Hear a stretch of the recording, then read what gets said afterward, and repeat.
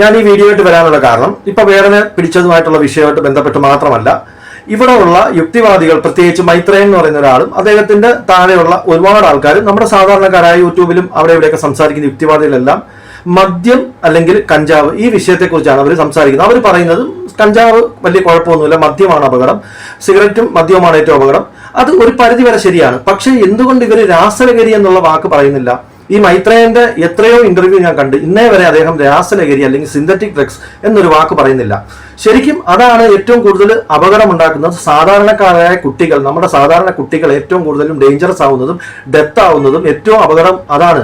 എന്നാൽ ഈ പാവപ്പെട്ട ഒന്നും അറിയാത്ത വീട്ടമ്മമാരും സംസാരിക്കുന്നത് കഞ്ചാവ് മദ്യം എന്നാണ്. അവർ പറയുന്നത് കഞ്ചാവാണ് ഭയങ്കര ഡേഞ്ചറസ്, മദ്യം അത്ര ഡേഞ്ചറസ് അല്ല. അവരും ഒരിക്കലും ഈ സിന്തറ്റിക് ഡ്രഗ്സ് ആണ് ഏറ്റവും ഡേഞ്ചറസ്. ഈ പറഞ്ഞ നമ്മുടെ പഴയകാല നീലച്ചടയൻ പോലുള്ള അല്ലെങ്കിൽ ശുദ്ധമായ ഹൈബ്രിഡ് കഞ്ചാവ് പോലുള്ള ഈ സിനിമാ താരങ്ങളൊക്കെ ഇപ്പോൾ ഉപയോഗിക്കുന്ന, ഷാൻഡോൺ ചോക്കൊക്കെ ഉപയോഗിക്കുന്ന ലക്ഷക്കണക്കിന് രൂപ വരെയുള്ള ഹൈബ്രിഡ് കഞ്ചാവുകളോ അല്ലെങ്കിൽ നാടൻ ഇലകളൊക്കെ വെച്ച് ഉപയോഗിക്കുന്ന നീലച്ചടയൻ പോലുള്ള കഞ്ചാവുകളോ അല്ല പ്രശ്നം.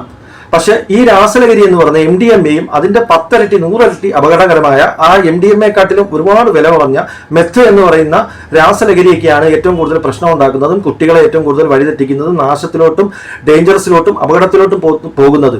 ഈ കാര്യം എന്തുകൊണ്ട് ഇവരാരും പറയുന്നില്ല?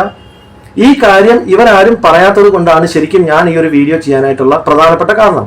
ഈ രണ്ട് കൂട്ടരും പറയുന്നില്ല. അതായത് മദ്യത്തെക്കാളും അപകടം കുറവാണ് കഞ്ചാവ് എന്ന് പറയുന്ന മൈത്രേയനെ പോലുള്ള വ്യക്തികളും, മദ്യത്തെക്കാളും അപകടം കൂടുതലാണ് കഞ്ചാവ് എന്ന് പറയുന്ന പാവത്തിങ്ങളായിട്ടുള്ള സാധാരണക്കാരെയും ഇവർ രണ്ടുപേരും എന്തുകൊണ്ട് സിന്തറ്റിക് ഡ്രഗ്സിനെ കുറിച്ച് പറയുന്നില്ല?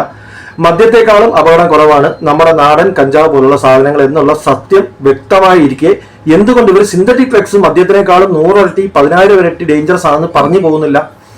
അതല്ലേ ശരിക്കും നമുക്ക് മനസ്സിലാക്കേണ്ടതും പുതിയ തലമുറയ്ക്ക് ഉപദേശം കൊടുക്കേണ്ടതും കാര്യങ്ങൾ മനസ്സിലാക്കേണ്ടതും. ഇവരെല്ലാം വിദേശ രാജ്യത്ത് അതുണ്ട് ഇതുണ്ട്, അവിടെ നിരോധിതമല്ല, അങ്ങനെയാണ്. അതെല്ലാം ഈ പറഞ്ഞ ശുദ്ധ കഞ്ചാവിന്റെ കാര്യമാണ് പറയുന്നത്, അല്ലാതെ MDMA അല്ല, മെത്തല്ല. അതെന്താണ് ആരും പറയാത്തത് എന്നാണ് എനിക്ക് ഈ ഒരു വീഡിയോ കൊണ്ട് ഞാൻ ഉദ്ദേശിച്ചത്.